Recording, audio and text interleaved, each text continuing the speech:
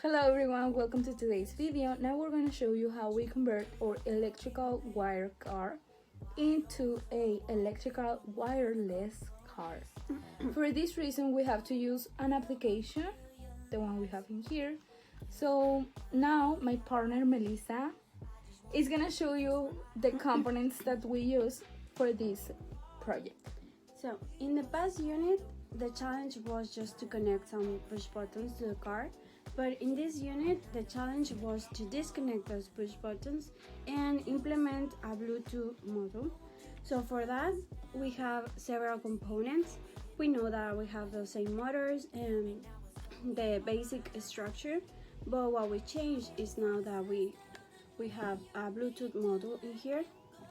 We also added a motor shield that this is L293D, and of course on this side we have rocket switch and of course the upper plate electrical wire. Now let's begin by showing you how does this work.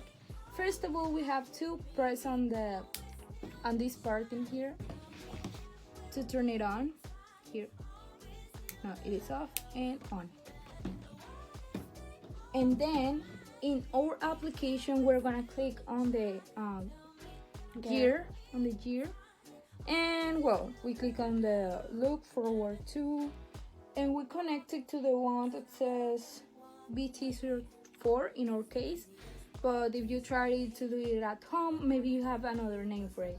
Now we're gonna press on forward on the bottom that is on the top, and as you see it goes forward and all of the wheels are moving forward.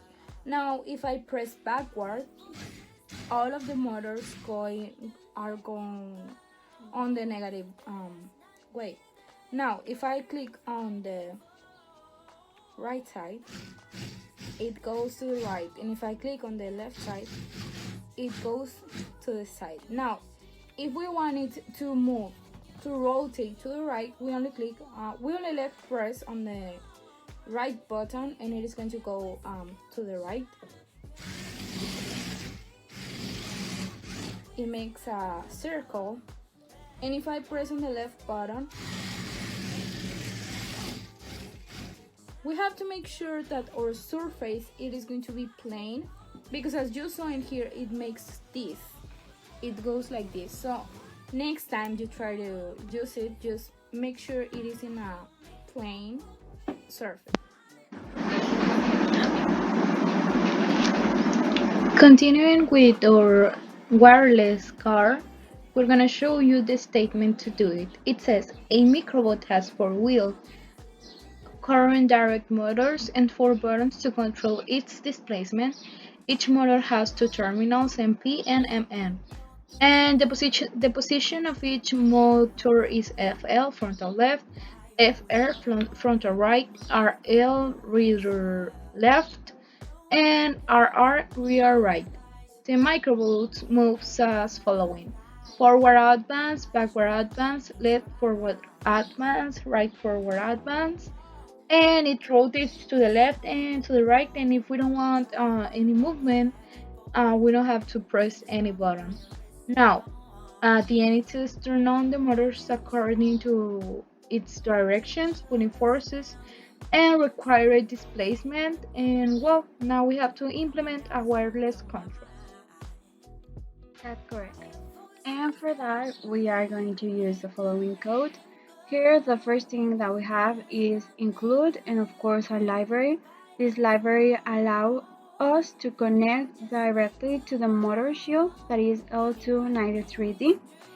And the next thing we have in here are the connections of the motors in the driver. So here we have motor 1, motor 2, 3, and 4. The next thing we have to do is just basically start the communication with the Bluetooth module, and this is the speed, beats per second, that our model is going to be receiving the information, the signal. Now we have directly the void loop. In here we have a series of commands, but the most important are the stop. Of course, we are going to start the car with everything in rest, stationary. And then we have a series of switches that in this case are F, B, L, and R that indicate forward, back, left, and right. It's important to mention that in the past unit we were using push buttons, but in this case these commands, these switches, are just in the form of a digital signal because we were using an smartphone to basically push the buttons. So let's get to it. Here we have the first state of the car, which is the car remains stationary. In here, the speed of the motors, of course, are zero because they're not moving, and of course we're not pressing. That's why we write release to stop the motor. But in the next case, we want the car to move forward. And for that, we are going to set the speed to 255, that is the maximum speed allowable. And for that, we are going to turn the motor 1, 2, 3, and 4, and the wheels, of course, to activate and rotate forward or clockwise. Now, if we want the car to move backwards, uh, of course, we're going to remain with the same speed in the motors in all the cases, but this time we are going to move the motors or the wheels counterclockwise to achieve this movement. Next, we want the car to move to the left, and for that, remember we set the speed on a fixed value, but the motor 1 and 2 are going to be moving backward. This means counterclockwise, but motor 3 and 4 are going to be moving forward. We're going to the left. And in the case we want the car to move to the right, this is going to be inverted, and now we are going to have motor 1 and 2 going forward and motor 3 and 4 going backward or counterclockwise. And that's the end of our code.